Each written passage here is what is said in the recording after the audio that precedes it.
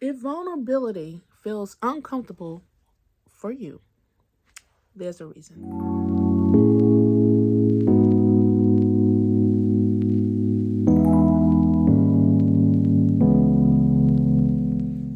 As a woman, you know, we like to be open, we like to talk, but there were times, I know this happened to me, just being vulnerable and open um, wasn't particularly safe. You hear it back from somebody else, rumors, or somebody shared something that was private, and you're like, what?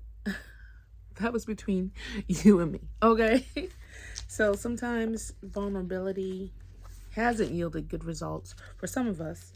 So instead of opening up, instead of, being, vulnerable, we learn to hold things in, to stay composed, not to rely on others emotionally. And I can understand to an extent, but if we are holding things in and we're having resentment and bitterness, no, that now you're in the danger zone. Okay?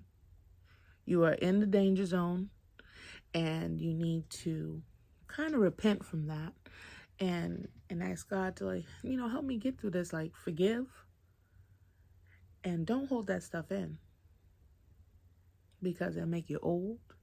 It causes stress, early death, like, and you'll go years and years holding on something that you could have let go in minutes.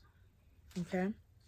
So, and now we get to these points in our lives where we want connection. We want to get out here. We want to see, not be in the streets, but I know that's what y'all say. But we want to, make connections and, meet a guy, but we still feel cautious. Or we stay online and we let what we see in the headlines deter us. Maybe later or whatever, you know what I'm saying? But inside, you really want a connection. And I mean, we can really talk ourselves out of some stuff, we really can. And but because you're kind of a little cautious, that doesn't mean you're incapable of intimacy, because everybody is capable of intimacy once you feel safe, once you feel seen and heard. Now you just open up like a flower, right? You open up like a beautiful rose. Okay? And it means your nervous system learned to protect you. You just, I'm telling you, trauma, it really doesn't work on us a lot. And it really hinders us, and it holds us captive for years. And until we come across people like myself or others that you listen to, until you come across some good, honest people that are really trying to help, you see that you don't have to live like that. You don't have to stay in bondage.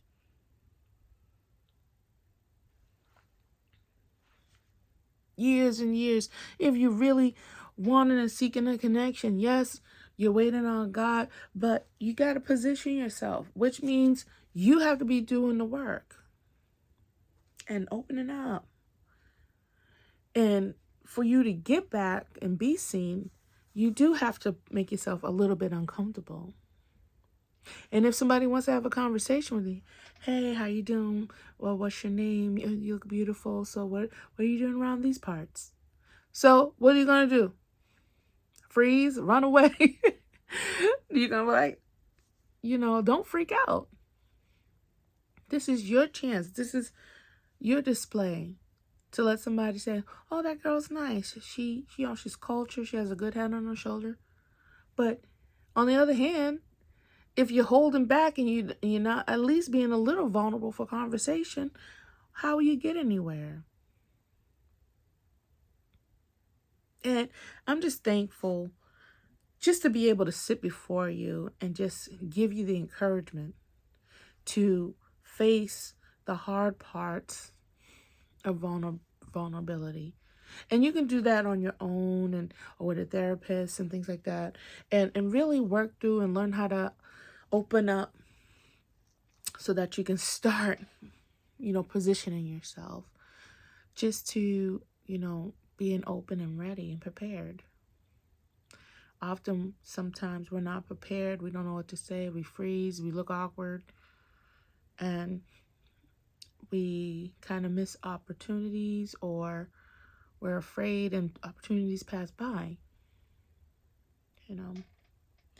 And, but going back to the nervous system, we have to really reprogram that. Reprogram what we've experienced, the shutting down, and, it's better just to stay composed and quiet. No. You can do this. And our nervous system, what's beautiful about the human body is that once you start training and make things a habit, you can establish new pathways. Because the body regenerates itself. God made us so beautiful, that it's so smart. And what you feed it, it starts to emulate that, regenerating that. So if you're giving yourself positivity, positive affirmations, actively going out, making new habits, it's going to work that muscle, your emotional and vulnerable muscle, the intimacy muscle. And before you know it, you'll be unrecognizable, and approachable and pleasant and inviting. In my past, I always loved people, and, I often got in trouble for talking a lot. So there was a point where I just didn't want to talk because it seemed like I just got in trouble all the time. But now I have another avenue to really have, online conversations and just really walk with people through their journey into femininity, because I know there's a few content creators out there advocating for it, because I've seen the change just in how I approach life, people, men, child, lots of things.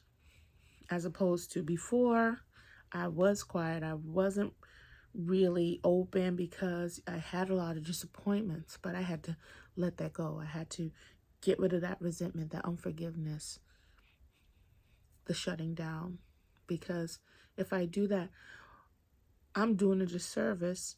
So now I'm not being in position and place to help you or to help another person or a lady that's passing by, or my friend. Don't sit on your talents. Don't sit on your femininity, because it is a great tool. And we can gently unlearn those attributes of feeling scared, uncomfortable, shutting down. We can gently unlearn that. Now we can embrace what we were truly made for, that nurture, how God made us fearfully, wonderfully, to nurture ourselves and those around us. And I know and I have full faith that you can do it, and I can be here right with you. Okay? See you next time.